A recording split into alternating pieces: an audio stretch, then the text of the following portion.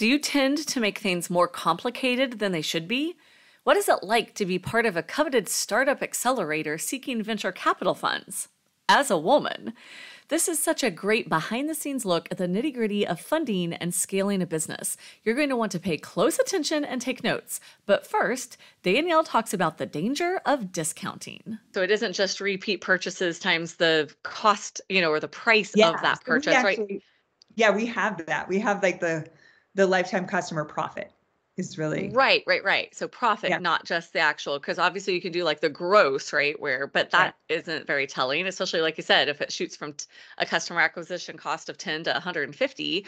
So let's talk about that, because that's another thing that I really try to instill is like a promotional strategy that's always just, oh, discount, discount, discount, discount. Like you're just constantly like conditioning your customer to devalue your brand. Right. Yeah. And so if you're just conditioning customers to devalue your brand, then, we've seen it finally, it took a little while, but it finally took out like Bed Bath and Beyond, right? It's like, okay, well, I automatically look at your price and I'm like, well, no, it's 25% less than that. Should be 25% less than that. And so talk about that, protecting that first purchase profitability and protecting margins and pricing strategy to do those things. Yeah. So I will say that like in 2021, we were running out of cash, and no, I guess this was in early 2022. So we were running out of cash, and they said, we need to have a big clearance sale. And I said, I would rather go out of business. And they were like, there was just silence it wasn't a board call or anything like that. It was on with our fractional CFO. And I was like, I would rather go out of business. And everybody was just like, what? And I was like, our brand is the most important part of our company. Like, you think we're just going to go into a discount cycle? Like, it's too hard to come back out of. Yeah, we will never recover from that. Right. And since then, one thing that happened, I took a sabbatical this like last summer from June until the end of September because my dad died. So during that time, the company went into a financial tailspin.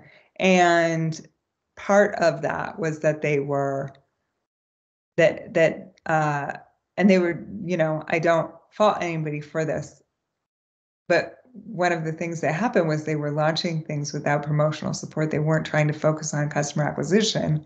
They were just marketing to our existing customers over and over again. There was no way for new customers to find our company. And there's a leaky bucket. I mean, like, you can keep customers for so long, but there's always going to be attrition. And so you have to always be acquiring customers. You have to put more customers into the top of the funnel that are falling out the bottom of the funnel. Yeah. And that wasn't happening. And so we got into a lot of financial trouble. And so we did go into like, shit, we have to put things on 50% off clearance, because who cares about our brand if we aren't here to make payroll? And that was sucky. But like, coming off of my dad's death, I have to say, and I'm just going to get super real, like, I kind of got to a who gives a fuck kind of way. Like, okay, well, whatever. Like, Yeah. So what? I still believe that discounting things all the time is really bad, especially since we want to build relationships with wholesale accounts. And they get really pissed off if they see us undercutting their prices. That's a very, very bad way to support retailers. And so they get pissed off. The customer like ultimately feels like you must be gouging them, if it's normally at this higher price. Yeah, absolutely. And that's the thing. Like, if we always had, so what we found is that product releases, just for our existing customer base, product releases, the mystery grab bag that you got, these are things that actually are healthy for the company. Right. Because for example, Rugged Rider was a scent that we launched last year, and we kind of it was a scent of the month. I blended it. I liked it. We threw it out there. It was our third best-selling cologne last year. When we looked at those stats, we were like, are you fucking kidding me? Like, we had no idea. It was an invisible winner. Yeah. And so that product release was strangely successful, even though I was like not at the wheel, the car was driving itself pretty much. And nobody was looking at those stats while I was gone. But then when I came back, October, we are like, oh, geez, this is weird. Has anybody been looking at this? We need to start promoting this. And so we've been promoting it, and it's doing really well. It's a great scent. And I think that product releases are a healthy thing, especially if they're at a premium, right? Like today, we have a sample size of our March scent of the month, Rain in First Light, that is on sale for $15. Tomorrow it'll be $30. Today's the first day you can get it.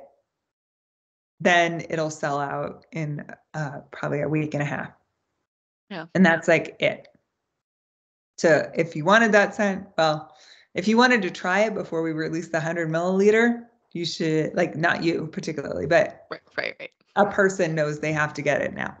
Yeah. And that's really the thing that drives sales, that drives the healthy business. Right. Yeah. And that's why I love like the idea of the mystery grab bag is so much healthier of a way to get rid of some miscellaneous product than like a whole bunch of discounting. You know what I mean? What we've done? We've actually built in the mystery gift bag into the product release cycle. Yeah, Because I I love was that. like, hey, if we launch this product, rather than discounting the product, we'll just sunset it into the mystery grab bag. Money makes money makes money. Great. I love it. I That's love it. all. It's so much. Yes, it's healthy. Understanding and just kind of like if you know and can prepare for that product life cycle, it's going to come down. So have a plan for the down and the Yep. reset. That's why I really like what you're doing with the, product releases, limited time. We know that those things strategically are good moves. They keep people Ah, yeah. excited. And then once you understand the data and inventory, Yeah. then, product cannibalization isn't as big of a deal because there's so many brands I feel like Man, that get that wrong. that's something Yeah. that we've really struggled with because you can only ask your customers to spend so much money. I mean, a person only needs so much soap. Like, Yes. and I do get photos from people who have every one of our colognes, like they're Right. It's all stacked up. Right. and I'm like, at $75 a pop, that's a lot, right? But people collect our products, which I'm very flattered by. But like that is, you can only really expect a customer to spend a certain amount of money. And you can't keep going back to that over and over again and upping the stakes and upping the ante and upping like, they just can't sustain it. So I think that also, like, really that's where product cannibalization comes in, is that if you release something that is too much in the same persona. And one of the things that we originally started the company based on was that we wanted people to build their we wanted our sense to be a part of somebody's identity. That is part of reminding somebody of who they are at their best. So if we dilute that by saying it's like Blazing Saddles, but with pine, if they get a variety of scents that they identify with, then that isn't as strong as I'm a Blazing Saddles guy, or I'm a Gambler guy, or I'm a Calamity Jane gal. Like, or I mean, I shouldn't say those in the gender. Our scents are really gender ambiguous, but like, I mean, that's the thing, is we wanted people to build an identity around it. And if you have like a scattershot thing. But I also think there's other companies that do it really beautifully, like Go Fast, Don't Die is a motorcycle wear company that you should definitely check out. I don't know if you know of them, but you could conceivably keep buying their stuff for always, like, and I actually had a conversation with the CEO. I was like, aren't you worried about going out of stock? What if your bestseller stuff goes out of stock? And he says, oh no, that's actually something we build into it, because we don't want people to feel like they can just get whatever t-shirt they want anytime. Right. Like if they want this, they have to buy it today or they won't get it. Yeah. And I was like, that's balls. But it's true. I mean, like that's a good business model. Right. Yeah, absolutely. How So has the business model, what have been some of the biggest changes? If you had to start it over again, what are some of those biggest lessons learned that you wish you could have just implemented right out of the gate? I would have started a clothing business. Just kidding. On that note, I want to make a call out real quick. We talked about this before we started recording, but I want people to know what your Steve Jobs uniform is. I want them to know what the CEO's outlaw uniform is. Yeah. So Because you said you would have been into fashion, and I want them to see. I love this. It's got pockets. And so you designed it and had it made. And if you can see in the back there, she's got a whole rack of them. Because how frequently do you wear it?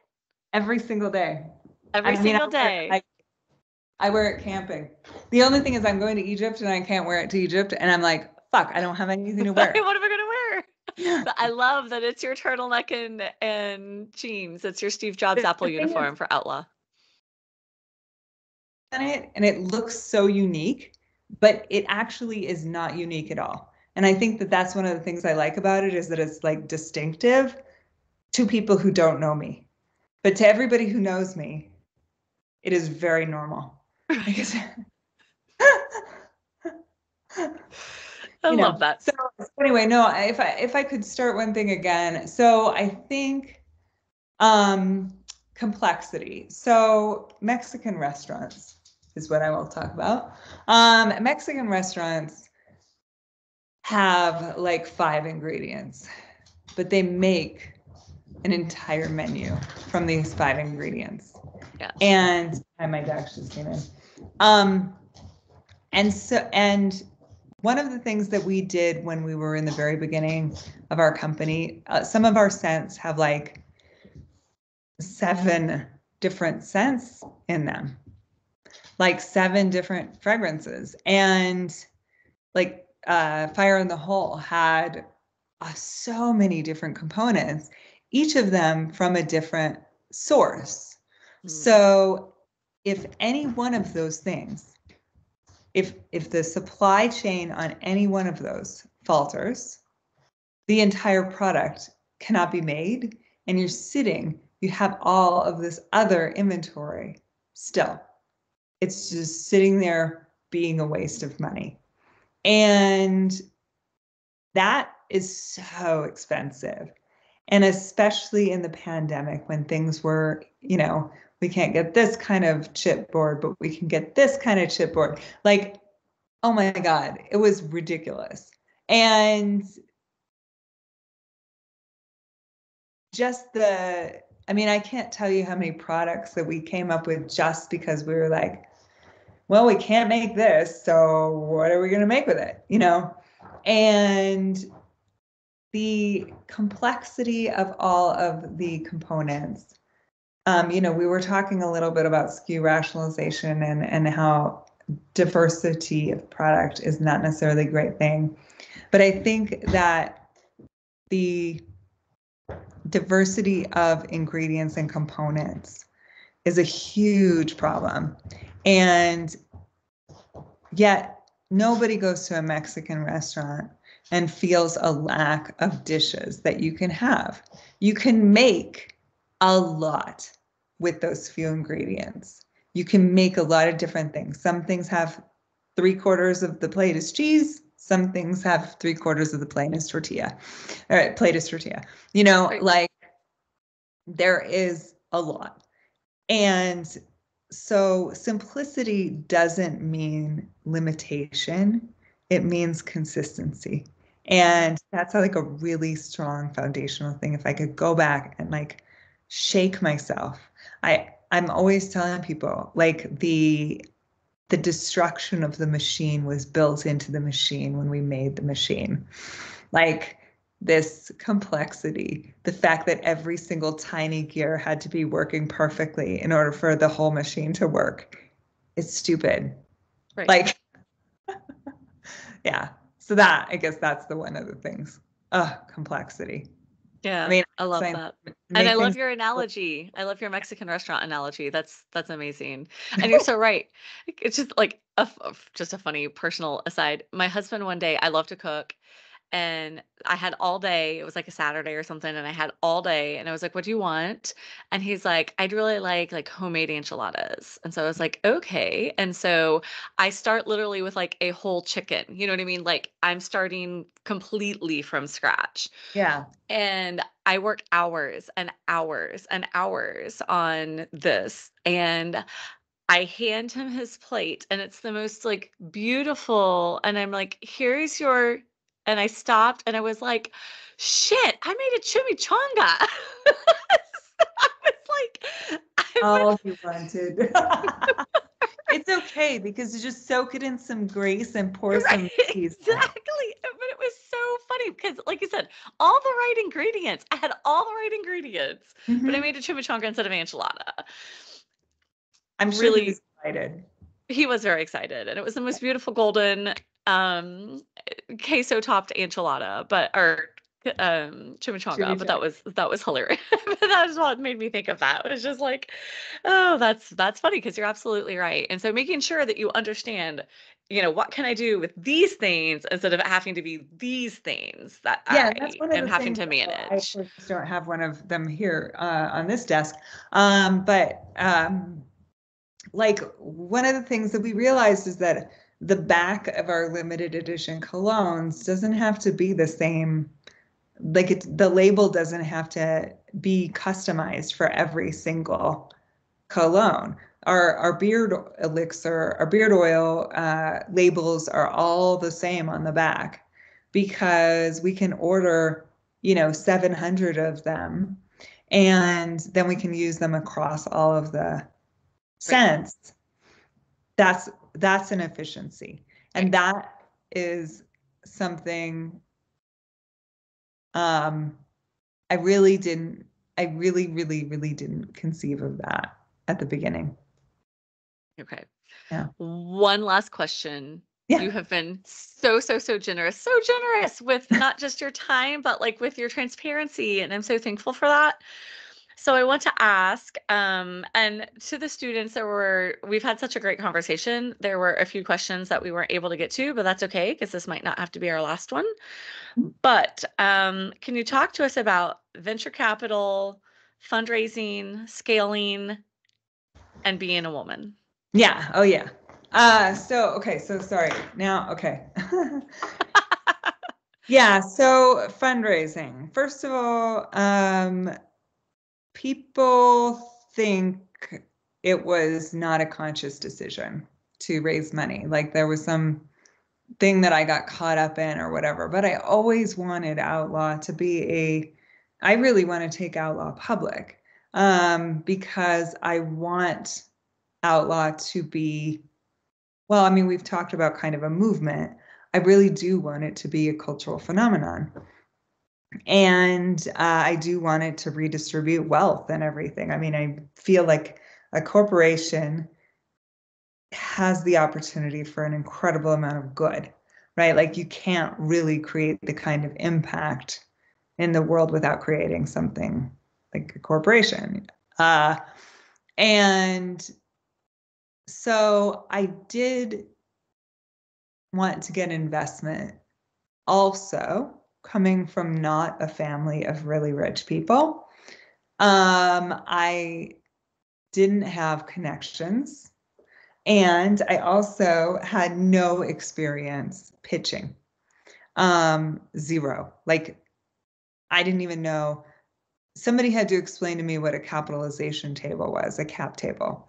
I didn't know anything about anything, right? Like, and this is something that was very expensive that I wish I had gone to business school for, was so that I could understand more about venture capital, because I feel like that's one of the biggest differences between successful and unsuccessful businesses, is how you leverage other people's money.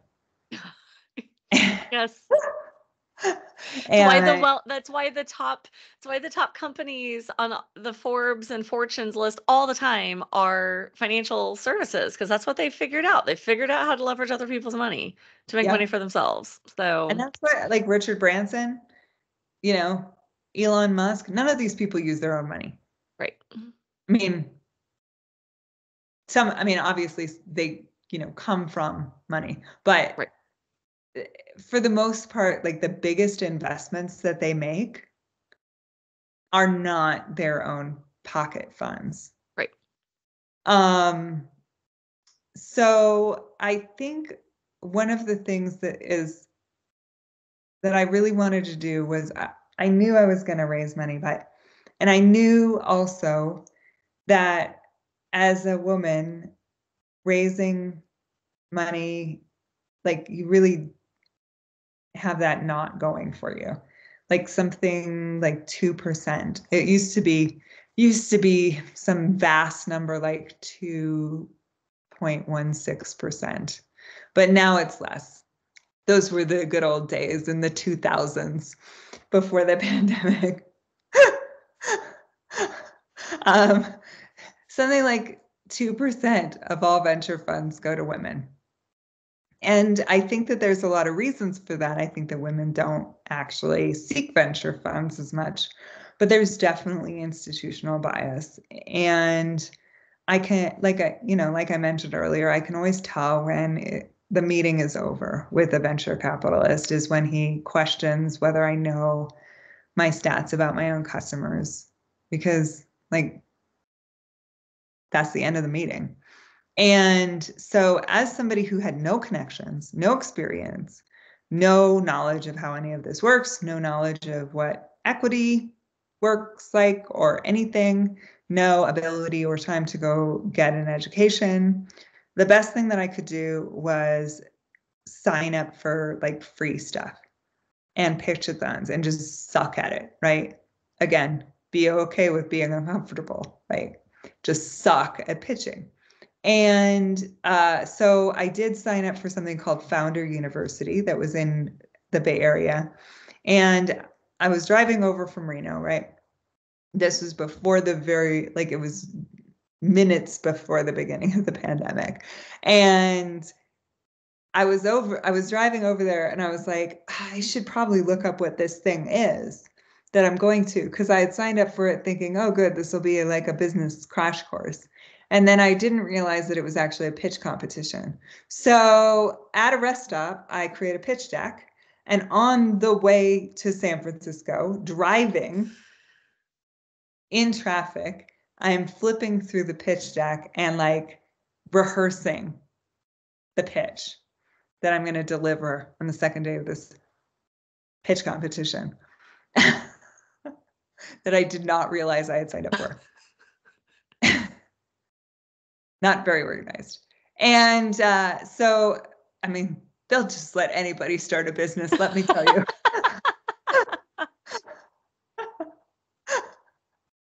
And so I get to this thing, and first of all, it is great. And it is like the first day is like all, the guy who founded Masterclass is there. And Cool. I mean, oh my God, it is the best. And it's with Jason Calacanis from Launch. And he's like a celebrity investor. I had never heard of him. and, and I was like, everybody applauded when he walked in. I'm like, who is this guy? And so again, didn't know anything. And and so I did deliver my pitch. And the biggest thing that was the differentiating factor between me and everybody else there is that I was the only company who actually had revenue.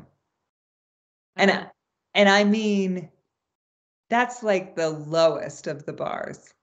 And that being a huge differentiating factor is, but we had revenue and we had revenue growth. And so those were big things. And then some other, of the companies that I was pitching against, they had already taken venture funds and they had no revenue.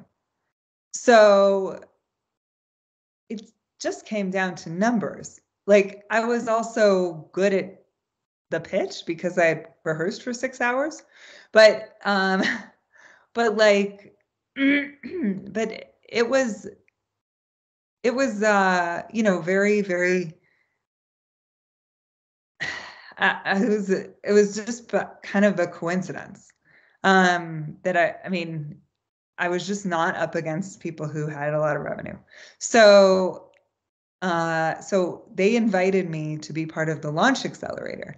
I didn't realize that the pitch competition was a competition to get into the launch accelerator, because I didn't even know what the launch accelerator was, nor did I realize that it was a pitch competition. All of these things, like I said, they'll just let anybody start a business. And so Jackie called me. Jackie, I love her now. And she called me and she's like, hey, we wanted to invite you to be part of the launch accelerator. And, and I was like, I don't know, because when I first encountered Jason Calacanis, I was not enamored by him. He seemed kind of like a Silicon Valley dude. And so I told her that I was a little worried about that and that I wasn't sure I really wanted to work with him, but that I was interested because it would be a good opportunity to develop skills that I didn't have, but that I really had some misgivings about being part of launch. And she was super cool about it. Like, she didn't tell me to F off or do you know who I am or anything like that. She was like, well, do you want to talk to him? And I was like, yeah, I do. And so he got on we got on a call and I said, hey, I just before we start the call, I just wanted to say that I noticed you've invested in a lot of female founded companies. And I wanted to say that I really appreciate that about you and your portfolio. And so I'm interested in this accelerator. And I don't really know anything about it, but I do like the companies you've invested in. And he said, oh, I'm not doing that to be a nice person.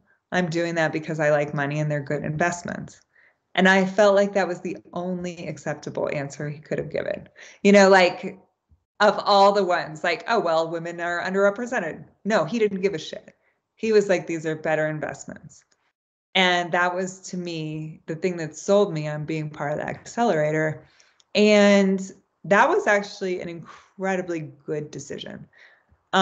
Because one, it was not a lot of women in the accelerator.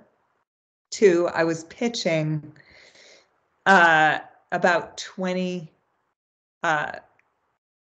different VCs and partners per week, right? So we had a pitch every single week for something like 20 weeks. And then between those, for the first several weeks, Jason would evaluate our pitches and berate us in a loving way, in his uniquely loving way. He's the Simon Cowell of the venture capital world. I love him. I do not mean that with any irony or sarcasm at all. Like, he's so great.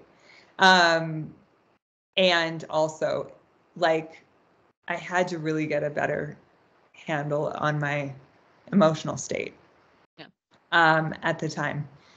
And so it was like, and then also all these 20 investors, almost all of them were tech investors. So they didn't care at all about me.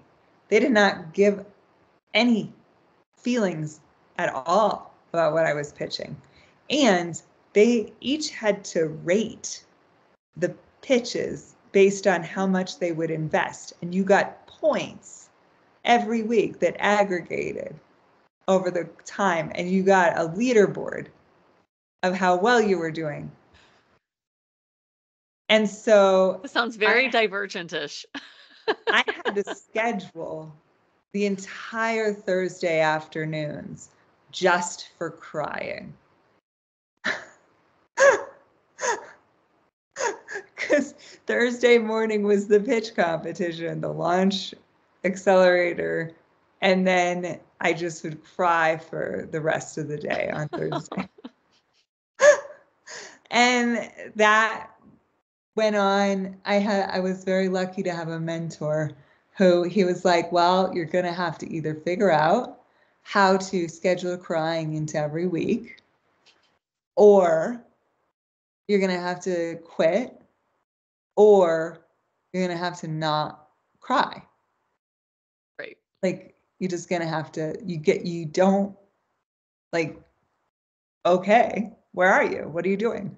And I actually realized that if nobody was going to invest in me anyway, well, that was very liberating, because then I could say whatever I wanted and I could do whatever I wanted. And Pressure off. Yeah. so, yeah, so I started just having different kinds of pitches, trying different things.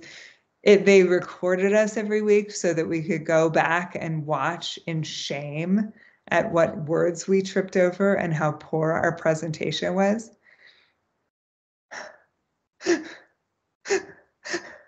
So that if we didn't cry enough on Thursday, we could do it also on the weekend.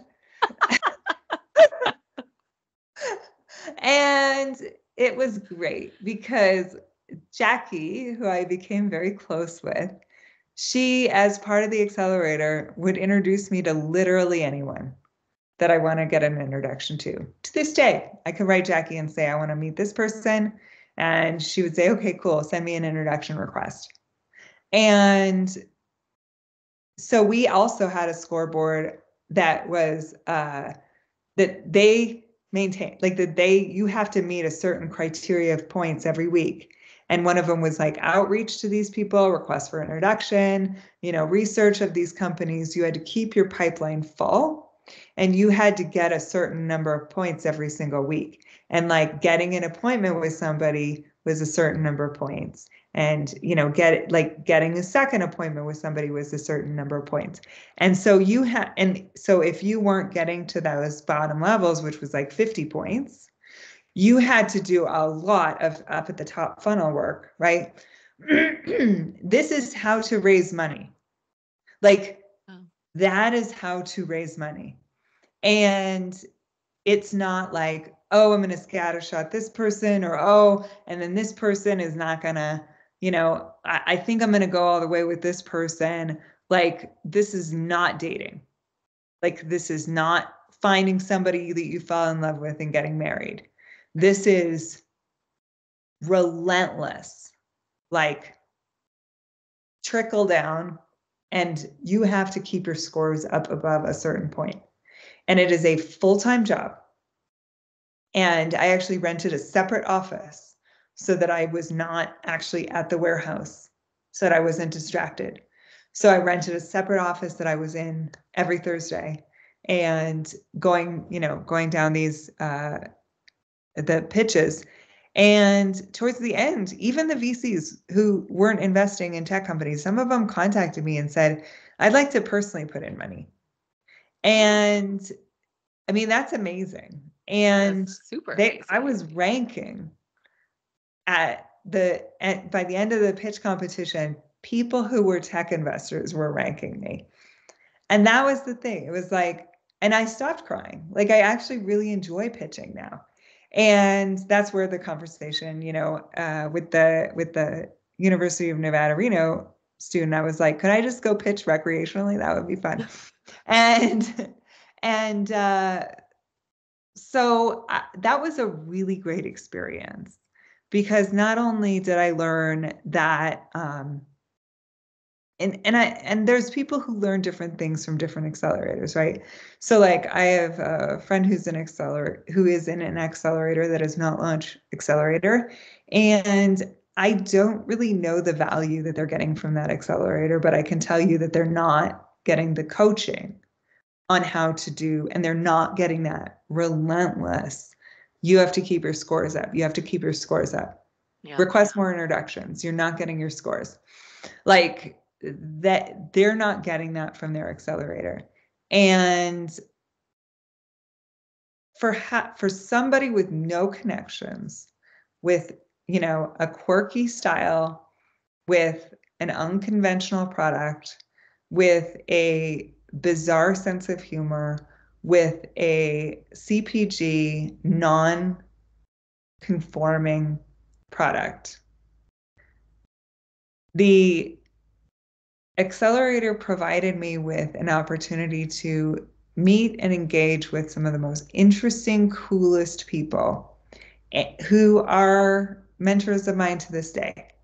You know, and like one of them, he's a really cool person. He does not do tech. He doesn't do consumer goods investments anymore at all. And he really like he's super cool. He's taken 3 companies public. And to have him be willing to talk to me for an hour about how I should change the business, like that's better than the $10,000 that he invested, Right. you know. And I wouldn't have those contacts if I hadn't been pitching. Like if I hadn't gotten their investment, I wouldn't have contacts with these investors who are incredibly smart and wonderful. And Yeah. we were, and you know, people say, oh, investors are like horrible and, you know, mean and blah, blah, blah. I've not had that experience at all. And I think one of the reasons is because I'm a female founder. And so the people who suck select themselves out. And the people who do choose to invest by overlooking handicaps such as my gender. Um, You can take your tongue out of your cheek now. the obvious handicap of my gender.